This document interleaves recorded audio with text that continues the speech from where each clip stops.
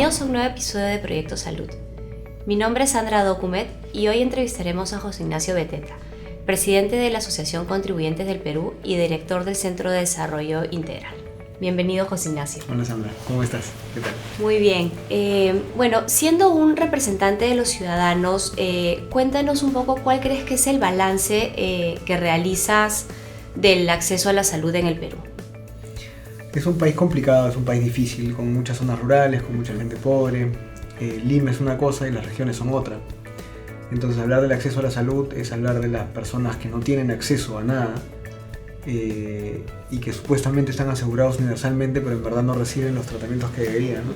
Y luego tienes un grupo de personas que evidentemente está en Lima y que por lo menos puede acceder a servicios públicos o privados, digamos, ¿no? Entonces yo creo que acá falta mucho presupuesto, falta mucha infraestructura, la brecha es muy amplia. La brecha de uso de medicamentos de calidad y de abastecimiento de medicamentos adecuados para los pacientes de cualquier enfermedad crónica o de alto costo, digamos, todavía es una brecha amplia. Y creo que el peruano, los pacientes sobre todo peruanos, han tenido mucho tiempo, décadas, acostumbrados a recibir un servicio público estatal muy pobre, ¿no? Entonces es como que ya esperamos un servicio así, ¿no? Si la cola tiene 100 personas, bueno, pues empezamos por las 100 personas, ¿no? Si el medicamento no está para hoy, sino para mañana, y no para mañana, sino para mañana, y mañana, me acostumbro, ¿no? Entonces creo que hay que humanizar mucho más el sistema de salud peruano desde adentro, ¿no? Dentro de lo que nos comentabas, mencionaste el tema de presupuesto. En la ejecución del mismo, ¿cuáles crees que son los cuellos de botellas que has podido identificar? ¿Por dónde crees que puede ir la problemática en esa línea? La burocracia, los procedimientos, como siempre, ¿no? Muchos procedimientos, mucha burocracia, mucha gente involucrada, mucha dispersión del presupuesto, ¿no? Tienes presupuestos que van a los gobiernos regionales, a los hospitales regionales, presupuestos que van al MINSA, presupuestos que van a salud, presupuestos que van a sanidades, presupuestos que van al FISAL, presupuesto que va al CIS, okay, ¿no? Y todos tienen que empezar a ejecutarlo de manera desintegrada, desarticulada, ¿no? Cuando los pacientes son los mismos. Entonces, ahí el gran reto, digamos, en el uso del presupuesto para empezar es usarlo, porque nunca se llega a usar, ¿no? El año pasado no alcanzamos, al 30 de noviembre del 2018 habíamos ejecutado el 40% de compra de medicamentos. Lo que hizo el Estado fue cambiar el presupuesto, modificarlo para que no pareciera tan fuerte, digamos, la no ejecución. La no ejecución, okay, ¿no? Pero fíjate, ¿no? Y ahorita al 31 de julio en medicamentos para el cáncer no habíamos alcanzado ni siquiera el 21%. Y así con otras enfermedades, 18%, 17%. En vacunas también. Entonces, claro, estar a mediados de año y no ejecutar el presupuesto de medicamentos no es porque no falten, porque luego los tienes que comprar al minoreo y te salen más caros. Sí, de acuerdo. ¿No? Y entonces, claro, ahí es donde se quejan de los laboratorios, es cierto que cobran muy caro, pero en verdad es porque el Estado no sabe comprar. Y creo que hay bastante que hacer, digamos, ¿no? Y de cara a esa situación que tú comentas, ¿cuáles crees que puedan ser algunas propuestas para hacer más eficiente la ejecución del presupuesto en el sector público? Yo diría tres cosas. La primera es, hay otros países en los cuales el sector farmacéutico se sienta con el Estado a negociar directamente. Muchas veces hay gente que pregunta, claro, ¿por qué en España, por qué en Francia los medicamentos son más baratos? Claro, porque allá los compran, ¿no? Es decir, los estados desarrollados, los países desarrollados compran los medicamentos que los laboratorios producen, los nuevos. Aquí en el Perú no se compran, ni siquiera se aprueban para empezar, ¿no? Prácticamente no entran medicamentos nuevos en las listas de los petitorios del Estado. Entonces, lo primero que tiene que hacer el Estado, y es lo que se hace, por ejemplo, en países como Francia, digamos, que parece Europa, pero igual no es tan complicado, es sentarse con laboratorios, con el sector privado, y conversar y negociar los precios. Mayor apertura para tener ese Mucha diálogo. Mayor apertura, y una apertura que implica un riesgo compartido, ¿no? Que también ahora se aplica en otros países, que yo, laboratorio, me comprometo a venderte estos medicamentos a tal precio, pero si no da los resultados que yo te ofrecí, ¿no? Entonces tú no me pagas lo que yo te he presupuestado, tú me pagas menos. O sea, el presupuesto asignado a un riesgo compartido. Esa situación que tú comentas solamente la vemos en países por ejemplo, como comentabas, en Europa, o tenemos realidades más cercanas a nosotros? Me parece que en países de la región ya se está empezando a aplicar esta metodología. Y definitivamente nuestros tratamientos están mucho más atrasados con respecto a Chile, Colombia, Argentina, Brasil, ¿no? Y no porque no tengamos presupuesto de nuevo, sino porque sí, no un poco lo que estamos usando. comentabas hace un momento, ¿no? Claro. Es el tema de la ejecución del presupuesto como tal. Sí, entonces lo primero sería que se sienten a conversar directamente. Lo segundo es que no hayan tantas entidades involucradas, ¿no? Es decir, deberíamos tener un órgano central de compra y un órgano central de evaluación de tecnologías sanitarias, ¿no? Yo creo que no se necesitan más de uno para cada cosa. Y en ese sentido, paradójicamente necesitas una DIGEMIT fuerte, pero no necesariamente una DIGEMIT burocrática, ¿no? Hoy en día la DIGEMIT es mucho más pesada, lenta, y además tienes un montón de evaluadores de tecnologías sanitarias. Yo creo que la clave es tener una sola agencia fuerte, pero que vea todos los procesos, ¿no? Y también, lo tercero, es el criterio con el cual evalúas los medicamentos y la compra. Es decir, ahora se habla mucho, por ejemplo, de los genéricos, ¿no? Los biosimilares. Claro, no, es que los medicamentos que vienen de India, de la China, pero cuando tú hablas con especialistas que no necesariamente son del sector farmacéutico, hay un asunto de calidad. Es decir, los medicamentos que los peruanos consumimos, sobre todo para enfermedades ya más graves y más complejas, no se trata simplemente de comprar lo más barato. Entonces, el criterio que debe usar el Estado para evaluar los medicamentos y para comprarlos debe superar el simple tema presupuestal, debe ir a un tema de eficacia, un tema también de calidad de vida, de seguridad, de seguridad, y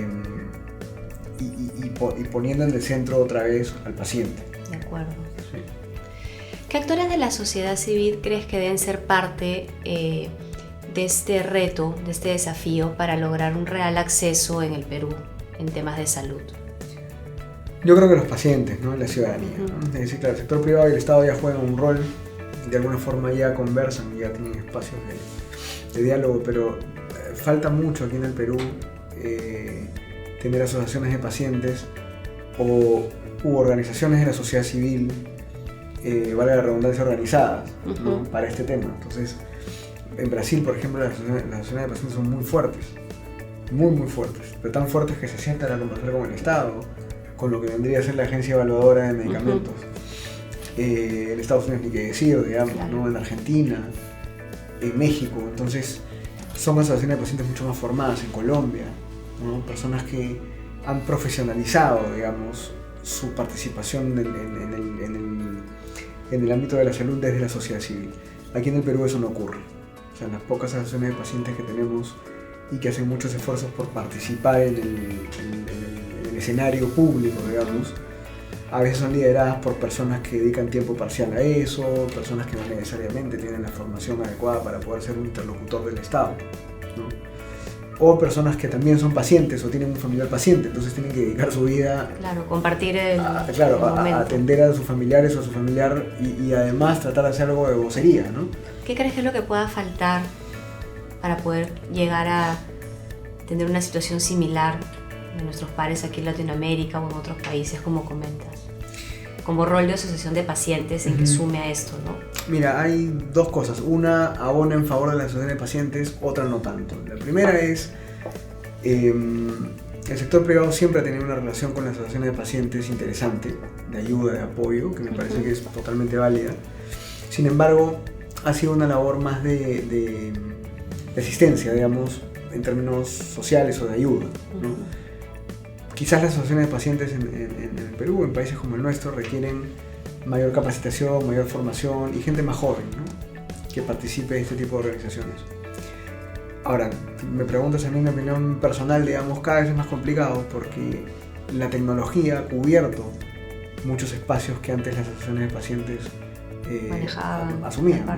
Entonces tú ahora puedes tener causas individuales, tienes plataformas para reclamar, para quejarte, para hacer petition letters, digamos, y que la gente te escuche sin necesidad de una asociación de pacientes. Entonces, en una era digital como la nuestra, las redes sociales, por ejemplo, se vuelven mucho más importantes, los influencers se vuelven mucho más importantes, hay gente que individualmente tiene a veces mucho más peso que una asociación de pacientes como tal, para mover, digamos, el termómetro hacia hacia un mejor acceso, hacia la calidad, hacia la mejora del sistema de salud pública, ¿no? Entonces creo que este camino ya está tomando cada vez más cuerpo y es mucho más importante hoy. Es más, ya estamos atrás. Sí, y en este otro espacio hay que seguir ayudándolas, pero más bien hay que irlas insertando en este nuevo escenario mucho más digital y mucho más individual, ¿no? O sea, basado en el ciudadano y no necesariamente en la organización ciudadana, ¿no? O sea, ya no es necesario formar un super colectivo para hacer algo, ¿no? Sí. En esto que tú comentas, ¿qué rol pueden cumplir las universidades en la labor de mejorar el acceso a la salud? Como comentabas un poco de repente de traer gente más joven dentro del contexto que nos mencionabas. Mira, las universidades son un caso extraño porque, a ver, número uno, en términos de academia y de investigación tienen un rol importantísimo, evidentemente. Pero también es cierto que en términos de conocimiento del mercado no aportan mucho. Es decir, ya sean doctores o especialistas los que enseñan en las universidades, también en las universidades se debería enseñar un poco más acerca de cómo funciona el mercado de la salud. Porque finalmente es el sector privado el que motiva, genera la innovación, ¿no es cierto? Digamos, el desarrollo de nuevas tecnologías médicas, etcétera, etcétera. Entonces yo muchas veces veo que en las universidades se reflexiona mucho acerca de la parte más clínica, pero no necesariamente acerca de los temas de políticas públicas, acerca de los temas de cuál es el rol del Estado en el mercado de la salud, cómo fomenta la innovación, ¿no es cierto? Ya sea en el sector privado, ya sea en la misma academia, ¿no? Entonces ahí hay un vacío que no está lleno. Entonces tienes muchas veces profesores universitarios que atacan a los laboratorios, ¿no? Claro. Entonces tú dices, ya, pero los medicamentos surgen de los laboratorios, ¿no? Entonces como doctor los consume, pero mentalmente, ¿no? Por alguna razón extraña, como te digo, no tienen esta capacidad para entender que en el sector salud necesitas de todos. Necesitas el sector privado, la innovación de los laboratorios, necesitas el Estado, evidentemente, para que ponga reglas de juego, que esas reglas de juego planas, digamos, buenas para todos, ¿no? Porque es su rol poner las reglas de juego, y una ciudadanía informada, ¿no? O sea, ahí hay un tema. Y lo otro es que aquí en el Perú tenemos un déficit de especialistas. Entonces, las universidades peruanas, yo cada vez temo más acerca de la calidad de los profesionales que está formando, me refiero a profesionales de la salud, ¿no? ¿Por qué lo ves así? ¿Cuál crees que sea el elemento o las aristas que crees que no están siendo cubiertas, que luego nos podrían decantar en problemas futuros del manejo de la dinámica propia del sector, ¿no? No te lo podría decir en números porque tendremos que hacer un poco de análisis más basado en evidencia, pero tengo una intuición bastante fuerte de que cada vez las carreras de medicina están perdiendo el nivel porque se han masificado un poco más. Es decir, al haber más demanda, supuestamente, pues, aparentemente hay más profesionales en la salud, pero no necesariamente especializados, para empezar. Entonces faltan oncólogos, faltan cardiólogos, faltan doctores especializados en esas enfermedades que poco a poco van ganando más peso, que son las enfermedades no transmisibles. Pero además, las mismas facultades de medicina, que como te digo, no producen la cantidad necesaria de especialistas, tengo esta percepción, digamos, de que además de no darse abasto, quizás no están siendo supervisadas adecuadamente. Quizás esa es mi intuición, ¿no? No es lo mismo supervisar una facultad de administración o de marketing con la SUNEDU que supervisar una facultad de medicina, ¿no? Claro. O sea, los estándares son distintos y son mucho más elevados. Sí, una complejidad distinta. Entonces yo creo que el rol de la universidad en cuanto a la calidad, por ejemplo, de los especialistas que pone, ¿no? en el sector, en el mercado, es muy importante y no sé quién lo está haciendo. O sea, no sé quién está evaluando, quién está supervisando eso. Si ustedes saben, me avisan, pero yo no lo veo, no lo veo de verdad. Y es una pregunta que me he hecho varias veces y que se le hemos trasladado además a la SUNEDU. Lo hemos propuesto, le hemos dicho que la regulación para la Facultad de Medicina y Ciencias Médicas, digamos, ciencias afines, debería ser distinta que la supervisión y los estándares de calidad para otras facultades, ¿no? Uno de los proyectos que desarrolló el CENDEI, entidad de la que eres director, fue la mejora de los servicios oncológicos en el Instituto Regional de Enfermedades Neoplásicas del Sur. Me gustaría que puedas compartir con nosotros las principales conclusiones de esa experiencia, que nos cuentes un poquito de qué fue el proyecto, las conclusiones, el impacto. Ese proyecto fue, primero iba a ser en Trujillo, Ok, en el norte. Sí. Y de hecho la idea surgió de... A ver, hay varios proyectos en el Perú que tratan de mejorar los procesos y la calidad de atención en hospitales, organizados por ONGs grandes, fundaciones, digamos, o también el sector privado. Esta iniciativa nos fue compartida por Laboratorio Roche, de un modelo que se estaba aplicando en Costa Rica, me parece, que era la ruta del paciente, el Patient Journey, ¿no? Y era aplicado, digamos, al modelo costarricense, digamos, una realidad distinta. Lo que hicimos nosotros fue adaptar este proyecto a la realidad de un instituto de neoplásicas en el Perú, ¿ya? Como te digo, iba a ser en Trujillo. En Trujillo no se pudo porque para realizar este proyecto tenías que trabajar muy de la mano con el equipo del hospital, del establecimiento. ¿Qué implicaba? Que te den información de procesos, que tenga información, digamos, de historias clínicas, que tenga información de tiempos, de calidad, de encuestas y índices de satisfacción. Mostrarse vulnerables. Mostrarse, digamos, y mostrar los números limpios como estaban, pues, porque si no, no podía ser una línea base, ¿no? Entonces, el proyecto, lo primero que hicimos fue una línea base con ellos para ver indicadores básicos, digamos, de tiempo de espera, digamos, tiempos de espera en todos los procesos, digamos, de atención, ¿no? Si las personas se sentían acogidas, se sentían bien atendidas, el tema tecnológico, ¿no? La integración de los sistemas de administración, varios temas. Y lo que logramos principalmente en 18 meses, 1 año y medio, casi 2 años duró el proyecto, fue, en primer lugar, colaborar con ellos en mejorar los procesos de atención. Es decir, en donde habían 8 pasos, conversando con los doctores y con el personal administrativo los reducíamos a 5 o a 6. Y en algo tan sencillo como eso se ahorraba tiempo y se ahorraban recursos, ¿no?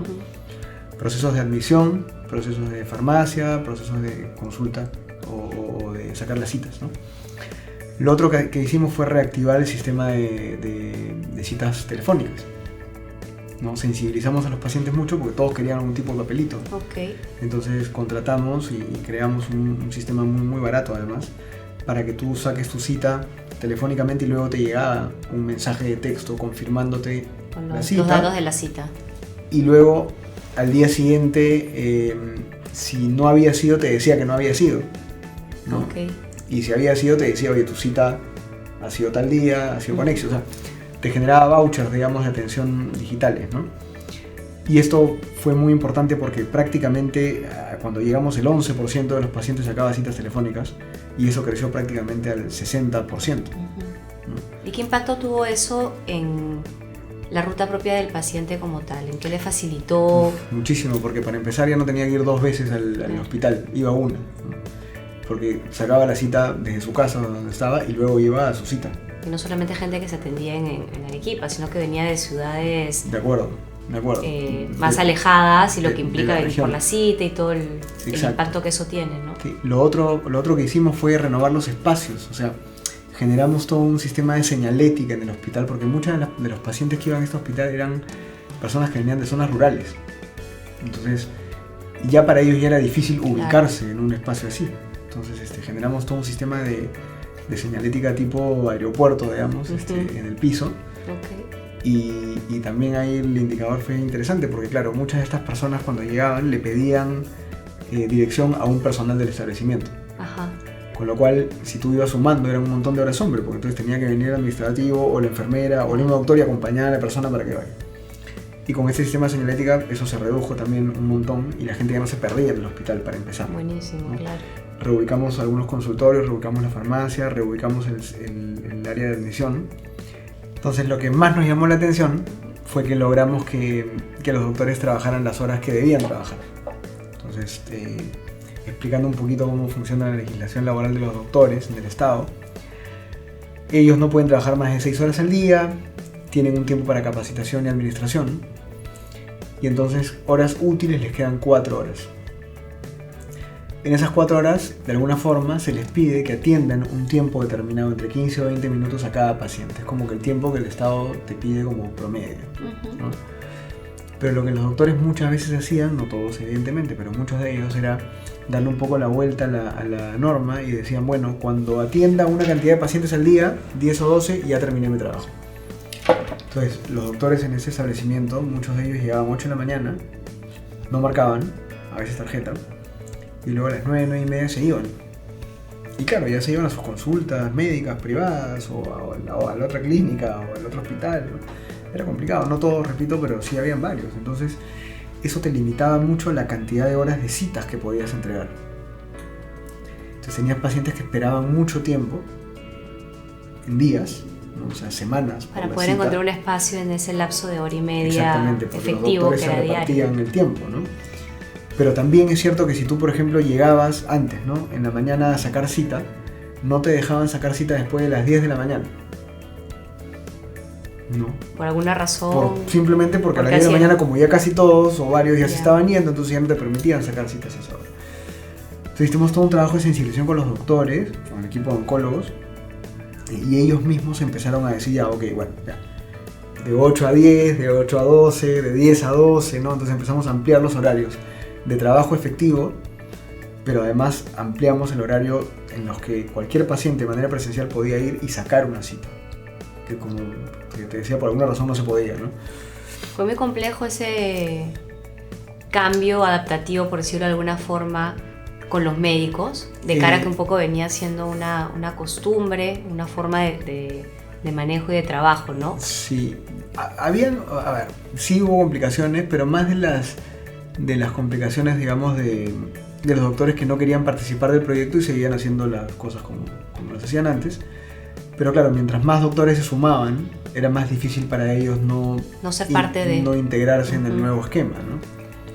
Digitalizamos historias clínicas y con los recursos que tenía el establecimiento que ellos tenían una pantalla táctil, tenían un CPU por ahí guardado, un teclado. Entonces hicimos una consultoría todos con una empresa y les construimos una especie de módulo para sacar citas, un módulo digital. Ajá.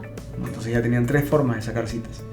Si querías ibas al módulo de atención personal, si querías era por teléfono y si no ibas de frente al módulo, que empezó siendo para los pacientes del CIS, pero luego se fue ampliando para más pacientes. Entonces era muy interesante porque ya veías pues a estas señoras que nunca habían estado en un establecimiento con esos niveles, digamos, de atención, yendo a la pantalla pues ya poniendo su DNI, ¿no es cierto?, y sacando y recibiendo su voucher para poder atenderse con un doctor, ¿no? Ya nosotros tuvimos que dejar el proyecto, pero entiendo que ese módulo luego iba a servir también para farmacia, para exámenes médicos, o sea, iba a ser un módulo que iba a integrar ya todos los servicios, ¿no? Y se hizo con los recursos que tenía el establecimiento. Entonces yo lo resumiría, digamos, que era un proyecto muy colaborativo, de mucha integración con el equipo del establecimiento, en donde se iba a la vena de lo que tú mencionabas en la ruta del paciente, ¿no? O sea, se iba a los puntos en donde el paciente iba a sentir que la atención había mejorado, ¿no? Y lo tercero es que nos ayudamos en la tecnología, ¿no? O sea, también hicimos videos, por ejemplo, para los televisores, compramos algunos televisores, y los televisores, además de pasar la telenovela, digamos, de los programas matutinos de entretenimiento, empezaron a pasar videos en donde se les hablaba de los derechos de los pacientes, ¿no es cierto? Qué cosa era farmacovigilancia, qué cosa era intercambiabilidad. Entonces los pacientes iban formándose, ¿no?, en temas que eran importantes para ellos también en este espacio, ¿no? Y ajenos quizás antes, ¿no? Para ellos muchas y difíciles veces, de ¿no? acceso porque claro, no es normal o no es común, digamos, que en un Que los pacientes establecimiento... sepan Que en el sector necesariamente privado todo eso, quizás claro. hay más de eso, ¿no? Que tú vas al hospital y te dan folletos, te dan esto, te dan Estás una más pantalla. informado. Estás más informado. Entonces yo creo que en el Estado lo que falta es mucha información a los pacientes. Y eso fue también lo que le tratamos de dar a los pacientes de este establecimiento, ¿no? Bueno, José Ignacio, muchas gracias por acompañarnos en esta oportunidad y gracias a ustedes por seguirnos en Proyecto Salud. Los invitamos a buscarnos en las redes sociales de Roche y nos vemos en 15 días en un próximo episodio.